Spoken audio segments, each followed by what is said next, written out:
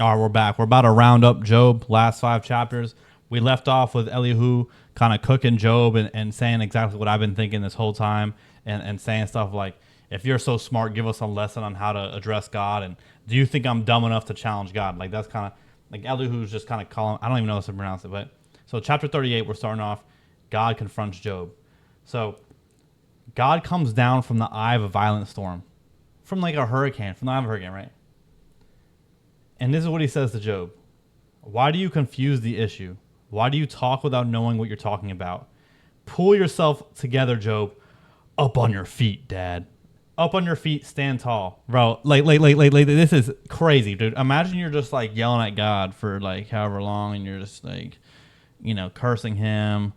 You're kind of being disrespectful and you think you're so certain that you're right. You're so certain that you're an innocent person. And God literally comes down from a fucking like a hurricane and looks at you and says like, who do you think you are? Pull yourself up. Pull yourself up, bro. Get on your feet, Dad. Like, dude, I'm saying that because that's from Attack on Titan. But if you get the reference, you get it. But anyways, also a shave. Check me out. So we continue on. I have some questions for you, and I want some straight answers. Where were you when I created the earth? Bro, imagine, bro, in Job's mind this whole time, he's like, he's playing this game. He's thinking to himself, "I'm innocent. Like, look at all these nice people I helped, and the people in the town. Everyone loved to hear what I had to say. I was so important. I was all this. Like, he had such this feeling of importance and self righteousness and egotistical and pride, right? And God's first question to him is, where were you when I created the earth? Why, dude? Come on, bro. That's a tough question to answer, right? So we continue on, right? And tell me since you know so much. Who decided on its size? Certainly, you'll know that. Like, Job, how did you know what size it was to create Earth? Like, how did you, who came up with the blueprints and the measurements? How is its foundation? So then God goes on for a really long time just being like, did you create the sun? Have you ever traveled where snow is made and seen the vault where the hail is stockpiled? Can you find your way to where lightning is launched or with a place from which wind blows? Like he just asked him all these freaking questions like, about his creation. And we get to chapter 39, right? And I love this part. Chapter 39, verse 9. Will the wild buffalo condescend to serve you? Volunteer to spend the night in your... Will the buffalo condescended to serve you? Volunteer to spend the night in your barn? Can you imagine hitching your plow to a buffalo and getting him to till your fields? He's hugely strong, yes, but could you trust him? Would you dare to turn the job over to him? You wouldn't for a minute depend on him, would you? To do what you said when you said it, right? So God's essentially telling Job, like, hey, you're a buffalo, dude. Like, you're a strong guy, but I made you. You think I'm gonna listen to? You think I'm gonna let you plow? Like, I'm gonna hook up the I'm gonna hitch the plow to you. You don't even know what's going on. So why would I trust you? Why would I take orders from you? And dude, I mean, for real, like, if God created you, why would he be taking orders from you when he sees the whole thing? He sees the whole picture, right? So Job's getting absolutely grilled on the Barbie right now, right? We continue on to chapter 40. God then confronted Job directly. Now, what do you have to say for yourself? Are you going to haul me, the mighty one, onto court and press charges? Yo, imagine being Job right now. You've been complaining, telling God that you can't wait. That well, first of all, he says, my only wish is for God to kill me. And then his second wish, bring me to the jury. I want to plead my case to God. And he'll believe me. He'll know what I'm saying. And you have this certainty. Like, Job had this certainty that he was innocent. He had this certainty that God was just like messing with him and that he did no wrongs and yada yada yada. And God says, who are you? Like, he essentially makes Job understand that he is nothing. Job only has what he has in his life because God allows it, not because Job's earned it, right? Like, that's with every human, And so when he says, what are you going to haul me in? You're going to haul me in, the mighty one. You're going to haul me in, the mighty one, and press charges? Are you kidding me? Like, God's a savage. And Job says this, I'm speechless. I'm speechless in awe. Words fail me. I should have never opened my mouth. I talk too much, way too much. I'm ready to shut up and listen.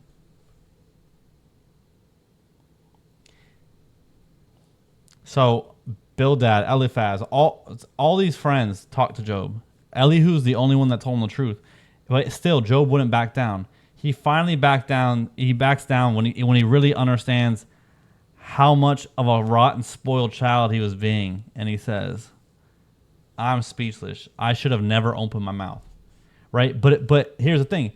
Is he remorseful because he got caught, or remorseful because he understands his guilt? So we have to figure that out. We'll continue on.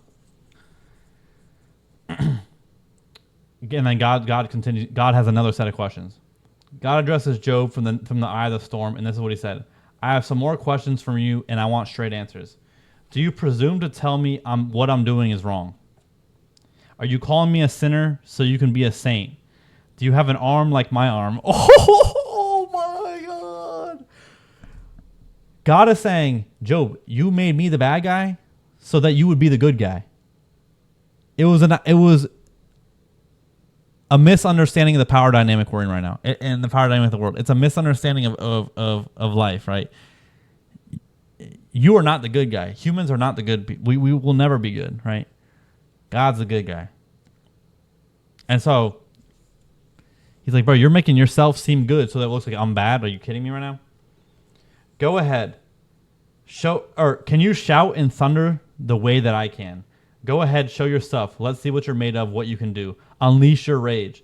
Target the arrogant and lay them flat. Target the arrogant and bring them to their knees, and stop the wicked in their tracks and make mincemeat of them. Dig a mass grave and dump them in it, faceless corpses in an unmarked grave. I'll gladly step aside and hand things over to you so you can surely save yourself with no help from me. All this big talk, Job. All this big talk. Here. Bro, you can shout, thunder from your voice. Here. You can destroy the wicked, unleash your rage and lay the wicked flat and put them all in the ground, right? And dig graves. You can do all that with the sound of your voice. No, you can't. That's yeah. So, God's and we're gonna. I have more thoughts, but okay, chapter 41. And this is where he's talking about the Leviathan, right? This is so. This is the extent in which God goes to, like, okay, so as above, so below, right? Like Job's self-righteousness is like way up here, right? So in order to combat that, God needs to hit him with this level of humbleness and just humble the hell. He needs to meet him. Just as much as Job is being self-righteous, God's going to be humbling. So he says this, chapter 41. Can you pull in a sea beast, a leviathan with a fly rod, and stuff him in your creel? Can you lasso him with a rope or snag him with an anchor? Will he beg you over and over for mercy, or flatter you with a flowery speech? Is the Leviathan going to beg for Job's mercy? Or flatter, dude. Will he apply for a job with you to run errands and serve you for the rest of your life? Or will you play with him as if he were a pet goldfish? Will you make him the mascot of your neighborhood children?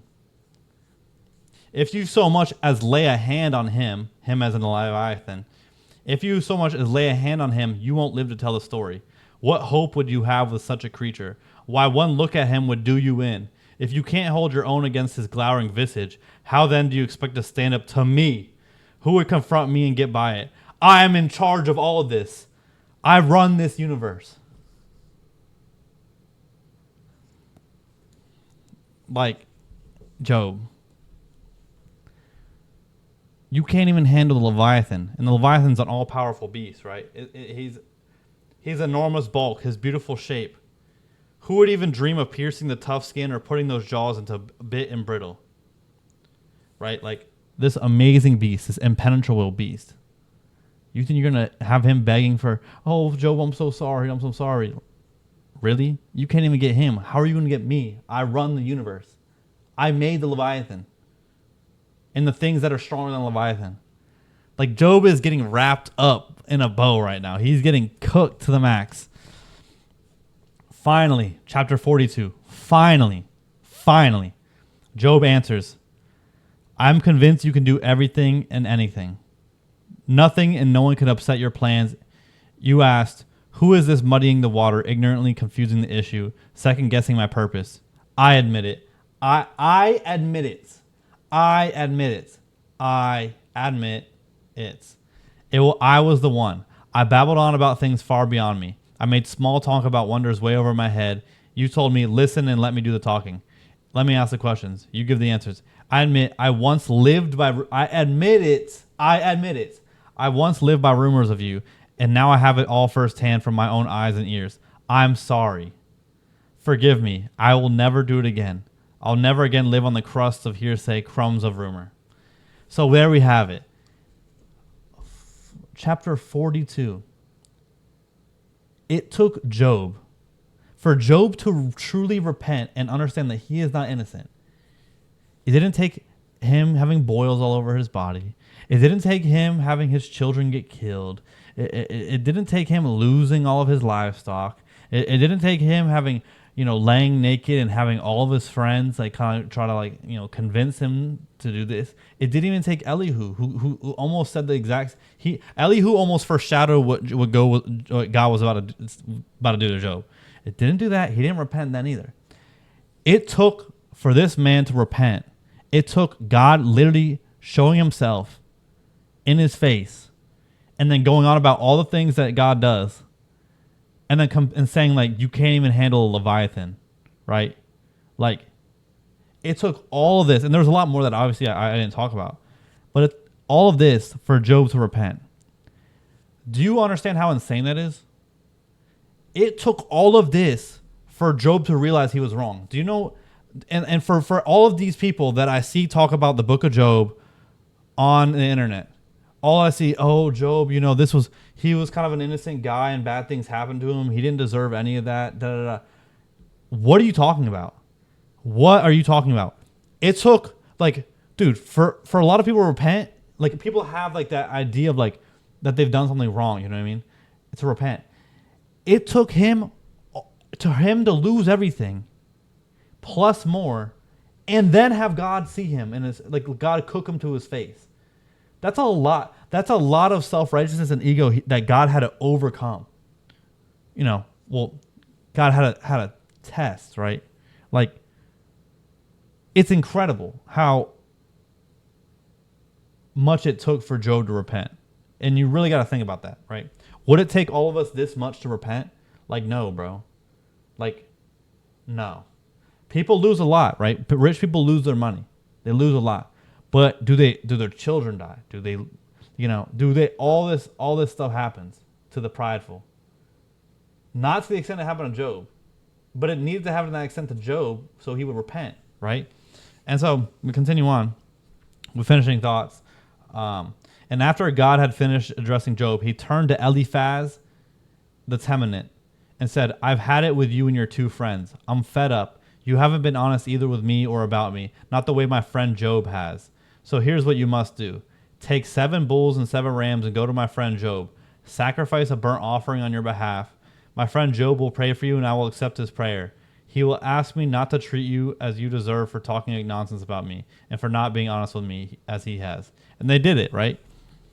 It's interesting, you guys haven't been honest about me as Job has. It's you really got to think about that. What we really need to go back and think, what was wrong about what Bildad was saying, what Eliphaz was saying? I mean, I off the top of my head, I know one thing that was wrong was essentially one of them was bad things are happening to you because of the sins of others. That's wrong. You're not guilty of someone else. And you notice how God said Eliphaz and your two friends. He did not mention Elihu. He did not say Elihu because what Elihu said was completely factual. He talked about let me see real quick. He talked about Bildad. He talked about Zophar, and he talked about Eliphaz. He did not talk about Elihu, because what Elihu was saying was absolutely factual. And so, in the end, Um, God blessed Job's later life even more than his earlier life. He ended up with 14,000 sheep, 6,000 camels, 1,000 teams of oxen, and 1,000 donkeys. He also had 7 sons and 3 daughters, and he named the first daughter Dove, the second Cinnamon, and the third Dark Eyes. And da da da da. And he lived on for another 140 years. So the issue some of the main issue I have with this is like, you haven't been honest either with me or about me, not the way my friend Job has. How has Job been honest about God? That's something I got to really think about. Is like, where was God? Job was not honest. He didn't repent. He finally it's kind of unfair, right? Because anyone would repent in the face of God. If God came down, everyone would repent. And I think the point of this is like essentially like God's not going to do that, and so you got to repent. Like this is indicative of Judgment Day, right? Like this is what's gonna happen on Judgment Day. But at that point, it's too late to repent. So it's like we have to repent before. Like God can't, we have to repent before God comes down in our face. And so I don't know. It's an interesting book, but I hope I gave you guys a new perspective that this is not about an innocent man getting suffering. This is about another sinner, a sinner that is incredibly prideful, finally repenting, and it's about a transformation and a change of heart. And anyways, guys, girls, gays, queers, they, them, these are any, all, everyone, anyone. Have a blessed rest of your Tuesday, and I'll catch you guys on a Wednesday.